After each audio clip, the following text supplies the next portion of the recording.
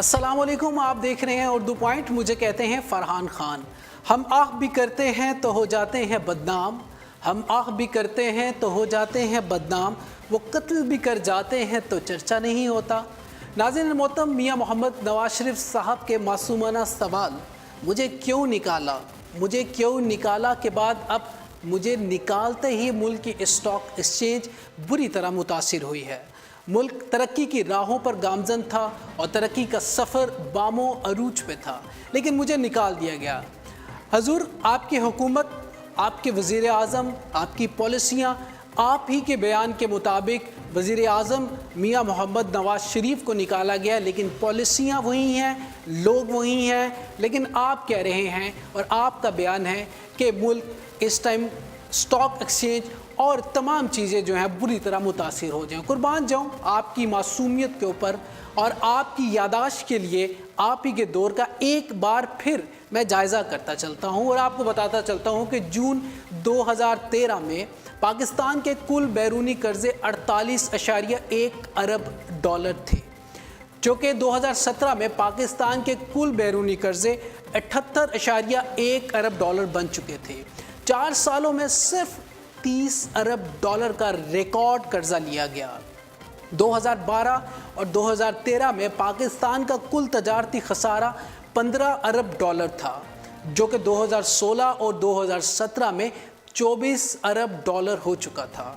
2013 میں اندرونی قرضے 14,318 ارب تھے اور 2017 میں اندرونی قرضے 20,872 ارب ہو چکے تھے.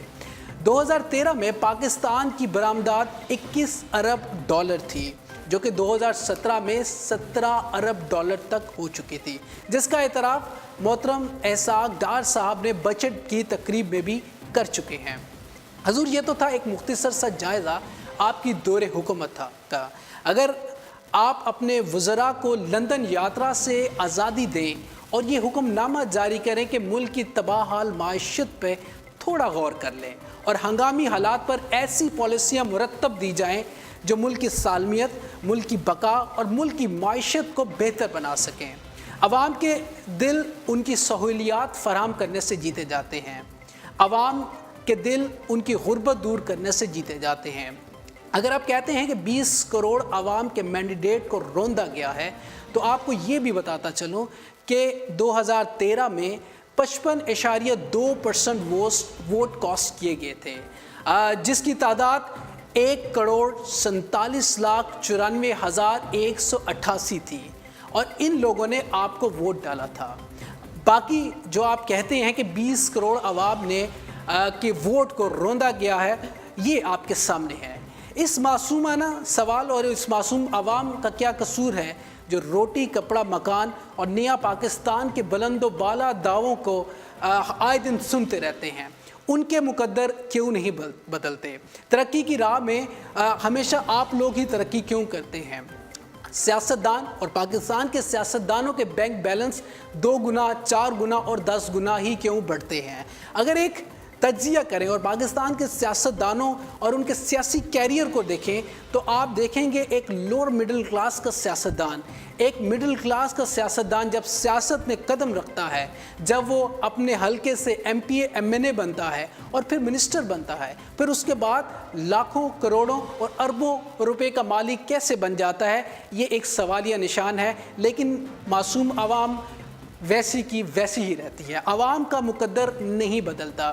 یہ گزارش ہے، یہ التجا ہے تمام ان سیاستدانوں سے جنہیں اللہ تعالیٰ نے اس منصب پہ فائز کیا ہے کہ خدا را اس وطن کے لیے، اس ملک کے لیے، اس عوام کے لیے، اس غریب عوام کا کچھ سوچئے. اگر آپ آج اقتدار میں ہیں تو آپ سے یہ اقتدار چھینا بھی جا سکتا ہے، اور یہ آپ کے سامنے اس کی مثال ہے. آپ لوگوں کو اگر عوام نے چنا ہے تو عوام کو ان کا حقوق دلائے جائیں، عوام کی آسانی کے لیے کام کیا جائے.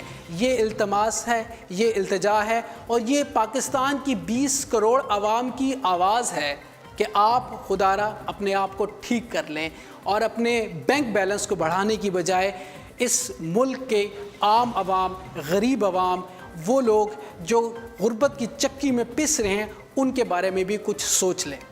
اپنے میزبان فرحان خان کو اردو پوائنٹ سے دیجیے گا اجازت. زندگی نے اتباع کی، سانسوں نے وفا کی. آپ سے پھر ملاقات ہوگی. ٹل دین اللہ نگہبان اور لو ٹو پاکستان.